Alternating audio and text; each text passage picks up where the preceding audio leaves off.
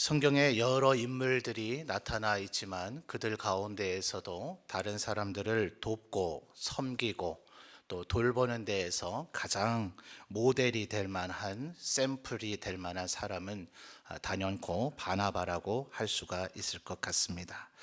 오늘 본문에서도 바나바에 대한 이야기가 두드러지게 나타나지만 한 세 군데 정도 본문을 좀 더 찾아보면서 바나바의 인물 됨됨이를 조금 더 입체적으로 살펴보려고 합니다. 먼저 4장 36절로 한번 가서 보죠. 4장 36절과 37절 말씀입니다. 다 사도행전 안에서 찾을 거예요. 4장 36절과 37절 같이 한 목소리로 봉독합니다. 구브로에서 난 레위족 사람이 있으니 이름은 요셉이라. 사도들이 일컬어 바나바라, 번역하면 위로의 아들이라 하니, 그가 밭이 있음에 팔아 그 값을 가지고 사도들의 발 앞에 두니라. 아멘. 자, 우리가 흔히 바나바라 이렇게 부르는 사람의 첫 등장을 소개해 주고 있는 본문입니다. 자, 바나바의 원래 이름이 뭐라고요? 요셉이었는데 알고 계셨어요? 아마 이걸 성경 퀴즈 문제로 낸다면 그다지 맞출 분이 많지 않지 싶습니다.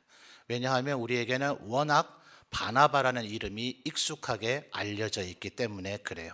사실은 저도 설교를 하기 위해서 다시 찾아봐야 알았습니다. 요셉이다. 요셉 총리하고 이름 똑같다. 외우자. 목사인 저도 그렇게 스스로 다짐해야 될 정도로 바나바, 이것은 익숙하게 알려져 있지만 원래 이름이 요셉이다. 이건 우리에게 잘 기억되지 않습니다. 근데 왜 이 사람이 이렇게 바나바라고 알려졌느냐? 바나바의 뜻이 뭐라 그러죠? 위로의 아들이라 이렇게 되어 있지만 예전 개역 성경에는 권위자라 이랬어요. 이것이 권위 부리는 사람들 있죠. 어깨에 힘주는 분들, 이 분들하고 자꾸 한자어로서 단어가 헷갈리니까 개역 개정 성경에서는 위로의 아들이라고 더 풀어서 번역을 한 것 같아요. 그 권위자라고 하는 의미도 권위주의자 이런 의미가 아니고 권면과 위로, 권면이 뭡니까? 일종의 말하자면 상담이고 그 사람의 얘기를 들어주고 덕담을 해주는 것들을 권면이라 그러죠. 그리고 이 바나바의 권면의 중심에는 언제나 위로가 있었기 때문에 그는 위로의 아들이다 이렇게 불렸던 사람입니다. 그러나 먼저 우리가 살펴봐야 될 것은 36절을 보면 이 사람이 구브로에서 태어난 지파가 어느 지파라고요? 레위 지파인 거예요. 자, 이게 좀 사실은 심각한 문제죠. 이스라엘의 12지파가 북이스라엘이 아수르에게 멸망을 당했을 때부터 이스라엘은 이제 전 세계로 흩어져 버리게 됐습니다. 헬라말로 디아스포라라 이렇게 이야기를 하죠. 오죽하면 야고보 사도와 베드로 사도가 그들이 보내는 편지를 이 흩어진 12지파의 나그네들에게 보내야 될 정도였어요. 바울 사도나 나 같은 베냐민 지파의 나는 후손이다 라고 주장하고 자랑할 수 있었고, 예수님 같은 분은 다윗의 자손이다 이렇게 알 수 있었죠. 왜냐하면 남유다가 다윗과 베냐민으로 이루어져 있기 때문에요. 그런데 신약성경 그 어디를 봐도 르우벤에서부터 이사갈에 이르는 이 10지파의 사람들이 나 어느 지파의 후손이다 이런 얘기 못하죠. 왜냐하면 그들은 사마리아인이라 불려지는 아수르에 의한 강제적 혼혈 정책이 되어져 버렸기 때문에 그렇습니다. 그런데 여러분, 그들 가운데서 적지 않은 사람들이 전 세계로 흩어져 버렸지만 그들은 그럴지라도 12지파가 그럴지라도 그들보다는 더욱 자기의 근거지를 떠나면 안 되는 사람들이 있었죠. 누굽니까? 그게 바로 레위인들이었어요. 레위인은 각 지파당 평균 4개의 도시, 6개의 도피성을 포함한 48개 성읍의 종족, 게라리, 고핫, 게르손, 고핫, 무라리 종족에 따라서 그 지정된 48개 성읍에 살도록 되어져 있었습니다. 그런데 이 구브로는 지중해 중앙에 있는 섬이지 이스라엘 가나안 땅이 아니에요. 그러니까 레위인이 여기 가서 살고 있었다는 것 자체가 또 37절에 보면 밭을 팔아서 그 값을 사도들 앞에 내놓았죠. 자, 이것 때문에 이제 예루살렘 교회가 네 것 내 것이라 하지 아니하고 공동체적인 삶을 살고 그것을 흉내내고 칭찬만 받으려고 하던 아나니아와 삽비라가 죽는 여러 가지 사건들이 일어나지만 우리는 이 바나바의 이 행동을 굉장히 아주 모범적이고 칭찬받을 행동이라고 봅니다. 그러나 비판적으로 성경을 보는 학자들이 내놓는 견해는 레위인은 당연히 그랬어야죠. 그렇죠? 레위인이 사유재산 가지면 됩니까? 안 됩니까? 안 돼요. 레위인과 제사장은 이스라엘 12지파가 하나님 앞에 내어놓는 11조와 헌물, 속죄제와 속건제 등에서 나오는 부산물에 의해서 먹고 살도록 되어져 있었습니다. 그러나 문제는 그 12지파가 그런 하나님 앞에 언약의 삶, 헌신의 삶을 살지 않을 때 자동적으로 레위인들의 경제체계는 붕괴되어질 수밖에 없었어요. 바벨론의 포로를 잡혀갔다가 돌아온 느헤미야서의 기록을 보니 레위인들이 이스라엘 12지파가 하나님 앞에 예배하지 못하고 하나님 앞에 헌물을 가져오지 못하니 당연히 이들의 먹고 살 대책이 없어져 버리니까 그들 스스로 다른 지파 사람들처럼 농사도 짓고 가축도 키우고 장사도 하는 레위인으로서는 도저히 해서는 안 될 지경으로 전락해버린 일들이 느헤미야서에 보면 기록이 되어져 있습니다. 예루살렘 성을 쌓고 다시 이스라엘의 정치, 경제 모든 시스템을 회복시키고 나서 느헤미야가 아하수에로 페르시아의 황제에게로 되돌아갔다가 다시 예루살렘에 왔을 때 또다시 그 시스템이 붕괴져 있는 것을 보면서 족장들과 민장들을 책망하고 또 레위인 너희들도 마찬가지다. 왜 참고 견디지 못하고 먹을 것 떨어졌다고 하나님의 거룩한 일을 버리고 세속의 일로 돌아갔느냐 하면서 레위인들도 책망받았다는 얘기가 나옵니다. 그러나 과연 이 시대의 레위인들, 제사장들이 그 일을 할 수가 있었을까요? 예수님 당시에 예수님을 죽게 만들었던 가야바, 안나스, 알렉산더 이런 대제사장들이 과연 아론의 후손이냐? 이것은 학자들마다 조금 견해 차이가 있습니다. 로마에다가 돈을 주고 헤롯이 왕위를 산 것처럼 제사장들도 그러했기 때문에 그들이 과연 아론의 후손이 맞는지, 왜냐하면 방금 전에도 느헤미야서를 말씀을 드렸습니다만 느헤미야 시대 때에도 바벨론에서 포로된 가운데서 돌아왔을 때, 페르시아 때죠. 그때는 이미 포로 가운데서 돌아왔을 때 각 지파별로 또 종족별로 솔로몬의 신하들 그리고 기드온 족속들이 이제 이 시대가 되면 느디님 사람들이라고 불려지죠. 성전의 종들, 템플 서번트 이래서 그들의 숫자까지를 전부 다 헤아립니다. 그런데 스스로 나는 제사장이었어, 나는 레위인이었어 라고 하는 사람들의 그들의 통계를 내다가 느헤미야가 놀라운 것을 발견해요. 아무리 족보를 찾아도 그들이 레위인이고 제사장이라는 근거를 찾을 수가 없어서, 그죠? 루벤 지파가 아닌데 루벤 지파다, 이건 큰 문제가 안 될 수 있죠. 근데 레위인이 아닌데 레위인이라고 하고 제사장의 후손이 아닌데 제사장이라고 얘기를 해서 그들에게 하나님의 일을 맡긴다는 것은 심각한 문제가 초래될 수 있으므로 그들이 주장하는 것이 족보에 의해서 증명이 되지 않자 그들을 인정하지 않았다라는 얘기가 이미 느헤미야 때에 나타납니다. 느헤미야 때로부터 이 바나바가 활동하고 예수님이 오셨다 가신 이 시기는 무려 또 500년가량 더 후대의 일이에요. 그러니 여러분, 이때에 레위인들이 이 구브로에서 태어난 레위인인 요셉의 조상이 도대체 아버지 때부터인지 할아버지 때부터인지 아니면 증조나 고조 할아버지 때부터인지 누구 때부터 구브로에 와서 살고 있었고 밭을 소유하고 있었는지 알 길이 없어요. 여러분, 이걸 요셉 혹은 바나바라고 불려지는 이 사람의 책임이라 할 수 있겠습니까? 분명히 정상적인 지금 상황은 아니죠. 바람직하고 좋은 상황은 아니죠. 그러나 이걸 우리가, 바나바는 자기가 레위인이긴 하지만 태어났을 때부터 언제부터였는지는 모르지만 아버지, 우리는 레위인인데 왜 예루살렘이나 이스라엘 근처에 살고 있지 않고 이 구브로에서 살고 있지요? 우리는 레위인인데 왜 이스라엘 백성들을 위한 제사를 하며 그들을 하나님 앞에 예배하는 일을 돕고 있지 않고 이렇게 땅에 농사를 짓고 있지요? 바나바가 이런 얘기를 했었는지 안 했는지는 모르지만 이걸 바나바에게 책임을 돌릴 수는 없겠죠. 그러면 여러분, 일견 바나바는 이 삶을 계속 살 수도 있었을 겁니다. 왜요? 조상대대로 이미 몇 대에 걸쳐서 해오던 일이니까요. 이걸 내 탓이다, 내 책임이다 할 수가 없지 않습니까? 라고 얘기할 수 있었을 거예요. 그러나 바나바에게 하나님의 은혜가 임할 때, 그가 하나님을 온전히 알게 될 때 이유 여하를 막론하고 이것은 하나님 볼 때 좋지 않다 싶은 것을 그 스스로 과감히 청산했더란 말입니다. 나는 원래 레위인이다. 우리 조상으로부터 언제부터 하나님의 일을 우리가 못하게 됐었는지는 모르지만 하나님이 나를 레위라고 하는 우리 족장의 후손으로 태어나게 하신 것은 내가 비록 구브로에서 태어났을지라도 나를 레위인으로 부르시는 하나님 앞에 나는 원래의 그 삶으로 돌아가련다 하는 그 결단, 그 헌신의 결단이 이 바나바로 하여금 밭을 팔고 하나님의 일을 시작하는 계기가 되게 만들었다 하는 것입니다.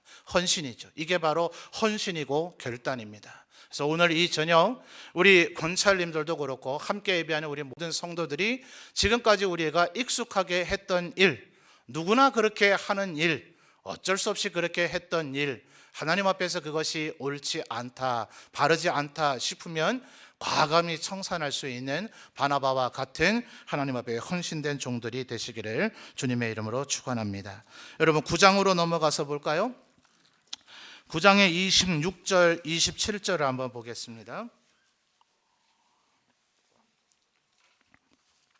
9장 26절과 27절입니다. 함께 읽습니다. 시작. 사울이 예루살렘에 가서 제자들을 사귀고자 하나 다 두려워하여 그가 제자됨을 믿지 아니하니 바나바가 데리고 사도들에게 가서 그가 길에서 어떻게 주를 보았는지와 주께서 그에게 말씀하신 일과 다메섹에서 그가 어떻게 예수의 이름으로 담대히 말하였는지를 전하니라. 아멘. 자, 여러분, 이 사건은 사울이 스데반 집사님을 죽게 만들고 더 다른 그리스도인들을 포박하기 위해서 다메섹으로 갔다가 예수 그리스도를 만나서 회심하고, 그리고 여러분 갈라디아서하고를 조합을 해서 보면 25절과 26절 사이에는 3년의 공백이 있습니다. 아라비아 광야로 가서 내가 3년간 하나님 앞에, 예수 그리스도 앞에 신비한 경험을 했다 하는 것을 그가 갈라디아서나 고린도 후서 등에서 설명을 하고 있죠. 그런데 여러분 분명한 것은요, 이 사울 때문에 당시 예루살렘 교회가 스데반이 순교하기 직전에 얼마였는가?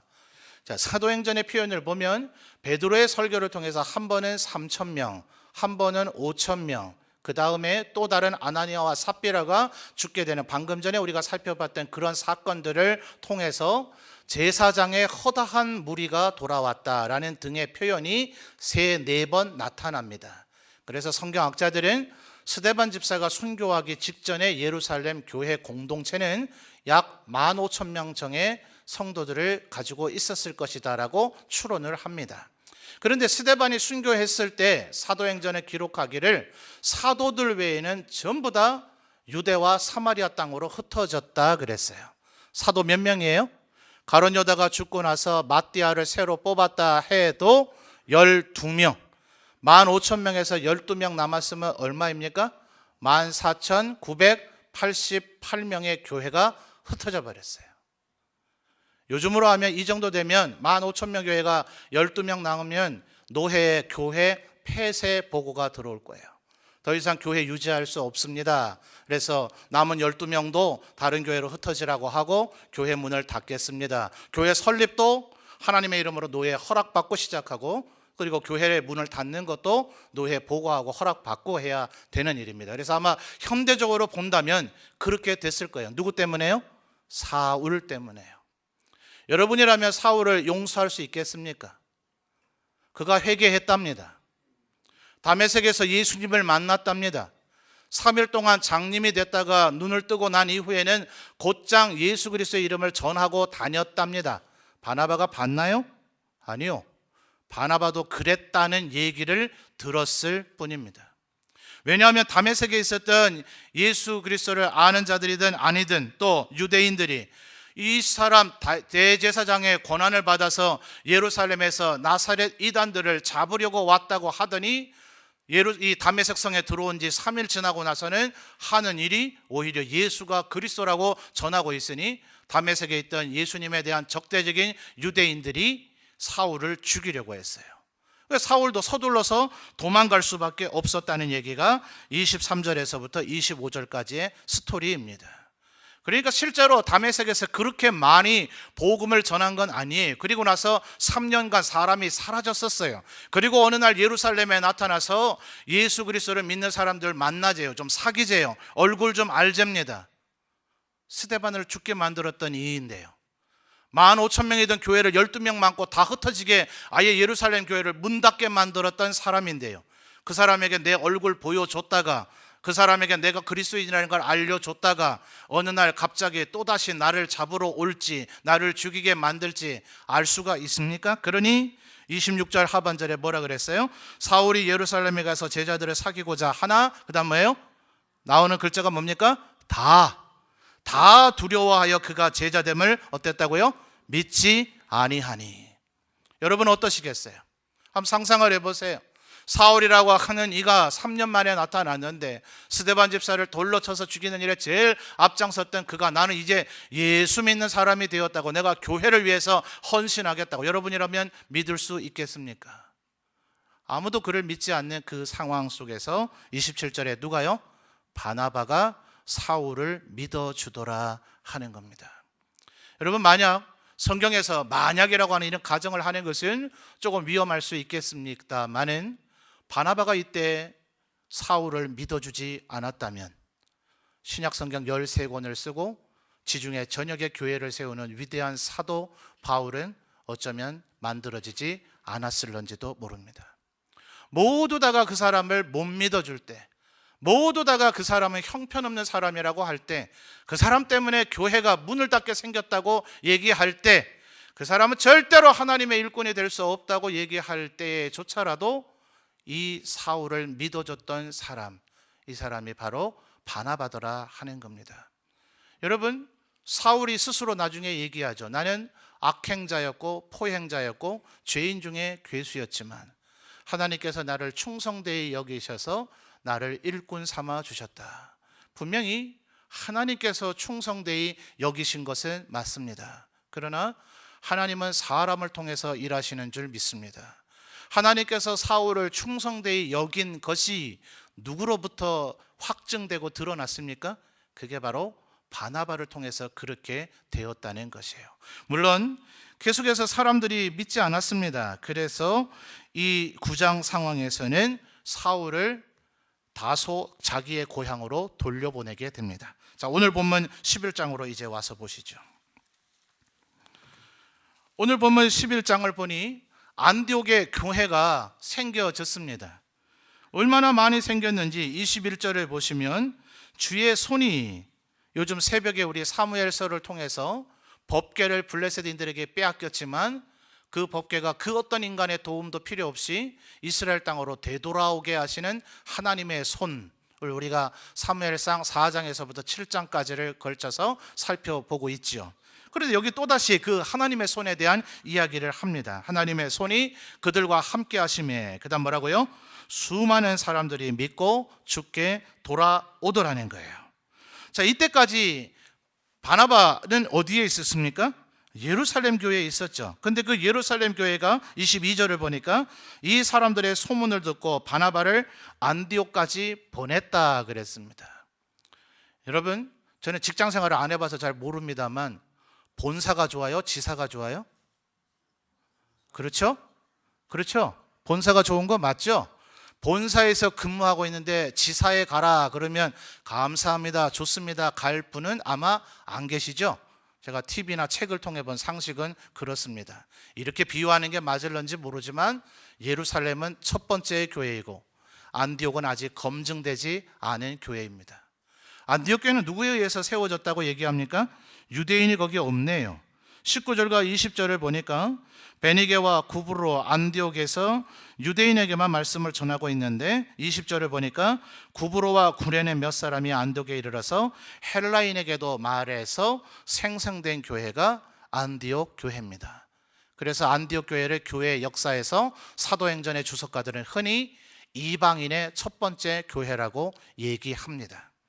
여러분, 이 안디옥의 교회가 생긴 이후에도 베드로는 이방인들과 식사를 하다가 정통 율법주의적인 유대인들이 와서 베드로에게 시비를 걸까봐 밥을 잘 드시고 계시다가 얼른 이방인들하고 밥을 먹지 않은 척했기 때문에 바울 사도에게 책망을 받았던 일조차 있다 했습니다. 겨우 밥 한 끼인데요. 그런데 지금 바나바 보고 이방인들이 득식을 모여있는 안디옥 교회로 가랍니다. 좋겠습니까? 아마 우리는 이해할 수 없겠고, 우리 점천제교만 하더라도 선교에 대해서 깨어있고 선교에 대해서 가장 열정을 가지고 있는 교회니까 우리는 오히려 아멘 할렐루야 하면서 안디옥 교회로 왜 바나바만 보냅니까? 나도 따라가렵니다 하면서 그럴 성도님들이실 거예요. 그러나 이 시대의 유대인들의 정서로 본다면 바나바 보고 안디옥으로 가라 했을 때 이것은 별로 기분 좋은 일은 아니었을 수 있을 것입니다. 그런데 바나바가 갔습니까? 안 갔습니까? 갔어요. 가고 나서 그가 23절을 보니까 열심을 다해서 주님의 일을 섬겼고, 그래서 24절을 보니 바나바는 착한 사람이요 성령과 믿음이 충만한 사람이라 이에, 그 다음 뭐라고 얘기합니까? 큰 무리가 주께 더하여 지더라. 여러분, 이미 21절에서 다시 21절 보시죠. 주의 손이 그들과 함께 하심에 어떤 사람들요? 수많은 사람들이 안디옥 교회에 이미 모였습니다. 그런데 바나바가 와서 열심히 사역을 함으로 24절 하반절에 큰 무리가 주께 더하여졌습니다. 수많은 사람 더하기 큰 무리 하면 몇 명입니까? 너무 어려운 산수죠. 어마어마하게 많죠. 그러면 여러분, 사람들은 흔히 뭐라고 얘기할까요? 바나바 대단해, 안디옥에 보냈더니 교회를 더 크게 만들어놨어, 그렇게 아마 이야기하기 쉬울 거예요. 이 칭찬과 이 명성과 영광 다른 사람과 나누고 싶겠습니까? 사람의 본능은요, 반드시 이런 칭찬과 명성을 독차지하고 싶은 욕망이 누구에게나 있습니다. 그런데 이런 일이 일어나자 그 즉시 25절에 바나바가 어디로요? 사울을 찾으러 다소에 갔다라고 얘기합니다. 안디옥에서 다소는 꽤 먼 거리입니다. 그리고 다소는 고고학자들의 얘기로 하면 이때 수십만 명이 모여 사는 도시입니다. 서울 가서 뭐 찾기요? 먼 서방이 있던데요.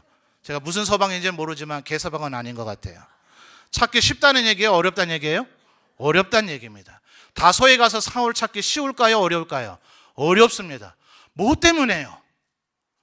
뭐 때문에 이미 안디옥의 교회는 수많은 사람들에게 큰 무리가 더해졌는데 뭐 때문에 바나바는 다소까지 가서 사울을 굳이 찾아와야 된단 말입니까? 더더군다나 사도행전 9장에서부터 21장까지는 다시 한번 갈라디아서와 조합을 해보면 무려 15년의 세월이 흘렀습니다. 18년 전에 스데반을 죽게 만들었던 사울, 사고뭉치죠. 예루살렘 교회를 완전히 문 닫게 만들었던 장본인입니다. 모든 예루살렘 교인들도 그 사람은 안 돼, 그 사람과는 동역할 수 없어, 그 사람을 우리 공동체로 받아들인다면 차라리 내가 떠날 거야 라고 얘기했던 그 사람, 15년이 흘렀습니다. 말하자면 옛날에 그 묵었던 상처를 다시 되짚어 꺼내야만 할 필요가 있을까요? 이미 안독에도 수많은 지도자들이 일어나고 있었을 것이고, 성령 오순절 강림 사건 때 흩어진 사람이 지금 19절과 20절에서 얘기하는 그 어떤 사람들이거든요. 이미 안디옥 교회를 만들게 했던 것은 예루살렘에서 사도를 보낸 것이 아니라 성령에 감동된 그 어떤 사람들에 의해서 이미 안디옥 교회는 자생적으로 생겨졌어요. 이 교회도 일꾼이 많이 있어요. 굳이 그런데 뭐하러 사울을 데려올 필요가 있냐고요. 이때 만약 바나바가 사울을 데려오지 않았다면, 다시 한번 말씀드리지만 신약 성경의 13권을 쓸 사울, 그 위대한 바울 사도는 교회 앞에 나타나지 못했을지도 모릅니다. 여러분, 여기서 이 바나바가 사울을 데리고 와서 26절 보시죠. 만남에 안디옥에 데리고 와서 둘이 교회에 1년간 모여있어 또다시 뭐예요? 큰 무리를 가르쳤고. 여러분, 어쩌면 그냥 단어의 숫자를 보면서 21절에 수많은 사람이고 24절에 큰 무리니까 그 큰 무리를 가르쳤단 말이겠네가 아니고요, 이게 비교급 최상급으로 어휘가 달라지고 있어요. 수많은 무리가 큰 무리가 더해졌고 거기에 사울이 플러스가 되어지자 더 어마어마한 숫자로 늘어났다는 것을 이야기하고 있는 겁니다. 바나바의 탁월한 선택이죠.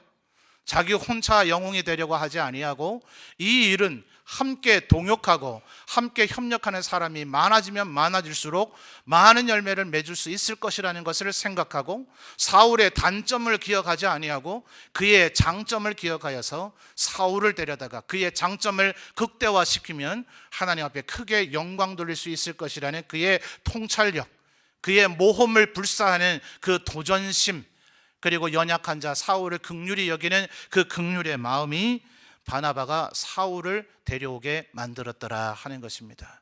그러므로 우리 권찰님들도 사람들을 이렇게 바라보며 섬길 수 있는 우리 권찰님들, 또 우리 모든 성도님들 제가 되었으면 좋겠습니다.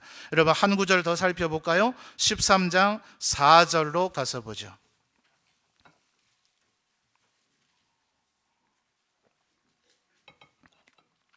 13장 4절 같이 읽어주십시오. 시작.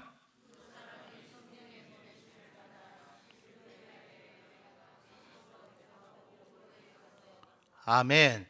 자, 이제 안디옥 교회가 점점 더 커져서 하나님께서 너희들의 대표적인 지도자 5명 중에 바나바와 사울을 따로 세워라. 그래서 그들을 위해서 금식하고 안디옥 교회가 이제 선교사를 파송하게 되지요. 이 바나바와 사울 선교사가 된 이들이 제일 첫 번째로 간 곳이 어디라고요? 4절 하반절을 보니까 구브로입니다. 자, 오늘 저녁에만 여러 번 이미 들은 기억 나지 않으세요? 4장 36절 기억나십니까? 바나바가 어디서 태어났다고요? 구브로에서요. 9장 아까 몇 절이었나요? 11장이죠. 죄송합니다. 11장 20절을 보니까 안디옥 교회가 누구에 의해서 세워졌다고요?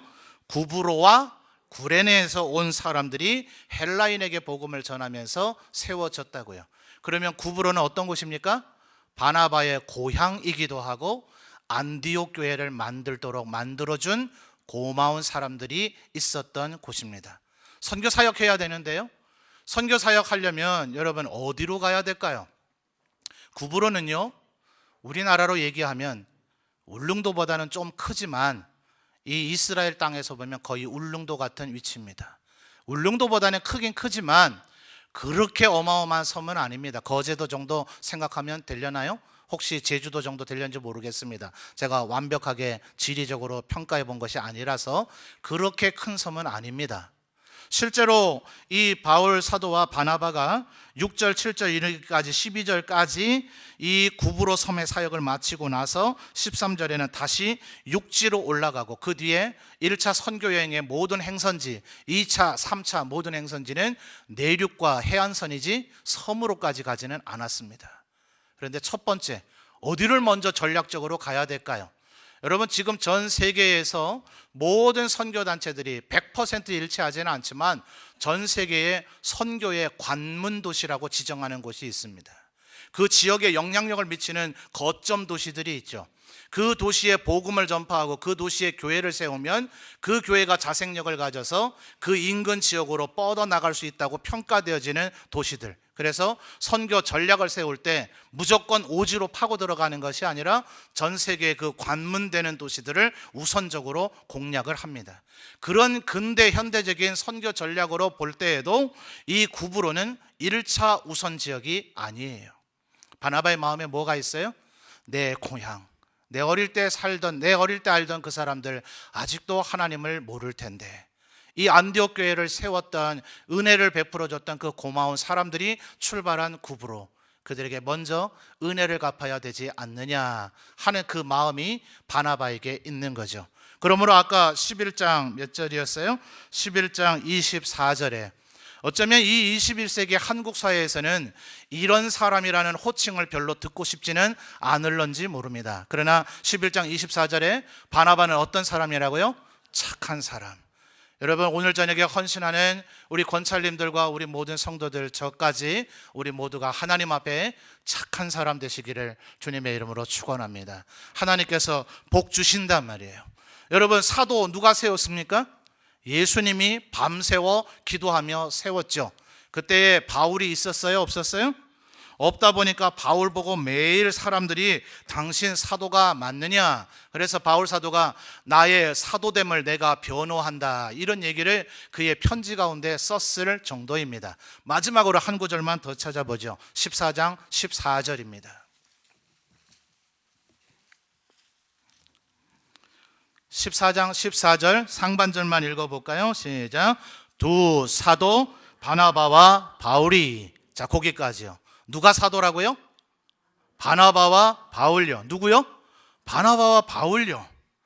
여러분, 바울은 분명히 다메섹에서 예수님을 만나고 예수님께서 그를 아라비아 광야에서 3년 동안 훈련시키고, 그래서 고린도전서의 말씀을 보니 그는 분명히 예수님이 십자가에 달리시기 전 마지막 최후의 만찬 성찬을 하던 그 자리에 그는 분명히 없었잖아요. 그렇죠? 예수님이 세족식을 해주고 마지막 빵을 떼고 포도주를 마실 때 바울 사도는 분명 그 자리에 없었잖아요. 그런데 고린도서에서 그가 얘기하는 성찬의 의미는 복음서의 저자들이 기록하고 있는 것보다 이 성찬은 주님께서 그가 다시 오실 때까지 기념하며 기억하라고 한 것이라고 더 명확하게 우리에게 성찬의 의미를 알려주잖아요. 그게 어디서 그런 일이 일어났어요? 아라비아 광야에서 3년 동안 하나님께서, 예수 그리스도께서 영적으로 그에게 많은 계시들을 주셨기 때문에 바울 사도가 그런 것들을 깨달아 알게 되었단 말이에요. 근데 바울은 그렇다 치고요, 바나바는 도대체 뭐예요? 바나바는 도대체 그에게 어떤 일이 있었길래, 언제, 어떤 과정을 통해서, 누가, 예수님께서 언제 어떻게 사도라 임명했기에 지금 이 사도행전 14장 14절에서 두 사도 바나바와 바울이라고 불리고 있냐 말이에요. 여러분, 디모데후서 3장 16절, 모든 성경은 뭐로 됐다고요? 하나님의 감동으로 된 것으로. 그러니 이 사도행전 14장 14절도 누가에 의해서 하나님의 감동으로 된 것이 맞습니까? 아닙니까? 맞아요? 아니에요? 맞아요. 이것도 하나님의 감동으로 분명히 기록된 거예요. 누가의 실수예요? 하나님의 감동이에요? 하나님의 감동입니다. 이것이 우리 개혁주의 성경관입니다. 그래서 우리가 이유는 알 수 없지만, 도대체 어떻게, 무슨 과정을 통해서 그렇게 된지는 알 수 없지만, 하나님께서 바나바를 사도로 임명하신 줄 믿습니다.